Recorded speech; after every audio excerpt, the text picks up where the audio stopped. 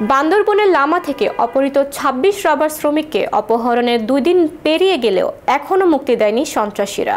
শনিবার গভীর রাতে লামা উপজেলার ফাঁসিয়াখালী ইউনিয়নের মুরুং ঝিরিপাড়া থেকে তাদের অপহরণ করা হয়। তাদেরকে ফোরকান আহমেদ ও শাহজাহানের যৌথ মালিকানাধীন মুরুংছড়ি রাবার বাগান, Noor Mohammad rubber company, Ahsanullah rubber company, Humayun rubber company, Sonamia rubber company ও আবুল কালাম রাবার কোম্পানি বাগান থেকে অপহরণ করা হয়। পুলিশ ও স্থানীয়রা জানান, শনিবার গভীর রাতে লামা উপজেলার ফাঁসিয়াখালী ইউনিয়নের মুরুং ঝিরিপাড়া থেকে ২৬ জন রাবার শ্রমিককে অপহরণ করে নিয়ে যায় সন্ত্রাসীরা। তবে কে বা কারা অপহরণের সঙ্গে জড়িত তা না জানলেও ধারণা করা হচ্ছে স্থানীয় কোনো সশস্ত্র গোষ্ঠী অপহরণের সঙ্গে জড়িত। এদিকে খবর পাওয়ার পরপরই পুলিশ, বিজিবি ও সেনাবাহিনীর সদস্যরা তাদের উদ্ধারে অভিযান শুরু করেছে। তাদের পরিবারের কাছ থেকে মুক্তিপণ চাওয়া হয়েছে বলে জানান স্থানীয়রা।